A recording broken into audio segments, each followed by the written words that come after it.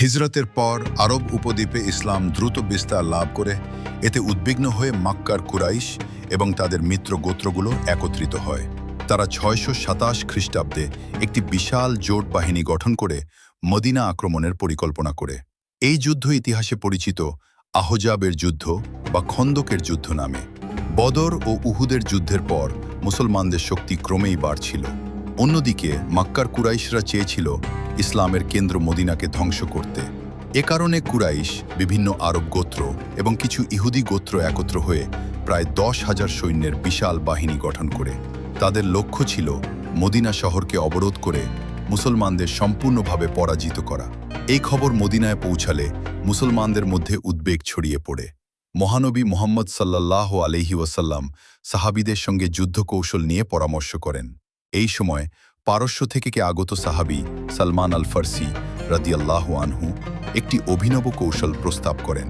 তিনি বলেন, মদিনার যে দিকটি খোলা সেখানে একটি বড় খন্দক বা পরিখা খনন করা হোক। আরব অঞ্চলে তখন এই ধরনের যুদ্ধ কৌশল আগে কখনো ব্যবহার করা হয়নি। নবী সাল্লাল্লাহু আলাইহি ওয়াসাল্লাম এই প্রস্তাব গ্রহণ করেন। তারপর সাহাবীরা কঠোর পরিশ্রম করে কয়েকদিনের মধ্যেই মদিনার চারপাশে একটি বিশাল খন্দক খনন করে ফেলেন। যখন জোট বাহিনী মদিনার কাছে পৌঁছায়, তারা সামনে দেখে বিশাল এক পরিখা। ঘোড়া বা সৈন্য কেউই সহজে এটি পার হতে পারছিল না। ফলে তারা শহরের বাইরে অবস্থান নিয়ে মদিনা অবরোধ করে ফেলে। এই অবরোধ প্রায় ১ মাসের কাছাকাছি সময় ধরে চলতে থাকে। এদিকে মুসলমানদের খাদ্য সংকট এবং শত্রুর চাপ পরিস্থিতি ছিল অত্যন্ত কঠিন। এই সময় মদিনার ভেতরের একটি ইহুদি গোত্র বানু কুরাইজা চুক্তি ভঙ্গ করে জোট বাহিনীর পক্ষে চলে যায়। এর ফলে মুসলমানরা ২ দিক থেকে আক্রমণের আশঙ্কায় পড়ে। তবুও তারা ধৈর্য ধরে খন্দকের প্রতিরক্ষা বজায় রাখে।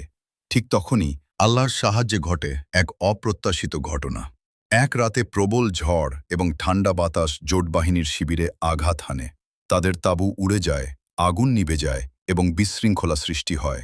মনোবল ভেঙে পড়ায় তারা অবশেষে মদিনা ছেড়ে ফিরে যেতে বাধ্য হয়। এইভাবেই খন্দকের যুদ্ধ মুসলমানদের জন্য একটি গুরুত্বপূর্ণ বিজয়ে পরিণত হয়। এই যুদ্ধ দেখিয়ে দেয়, শুধু শক্তি নয়, কৌশল, ধৈর্য এবং ঐক্যই একটি জাতিকে রক্ষা করতে পারে। খন্দকের যুদ্ধ ইসলামের ইতিহাসে একটি গুরুত্বপূর্ণ মোড় ঘুরিয়ে দিয়েছিল।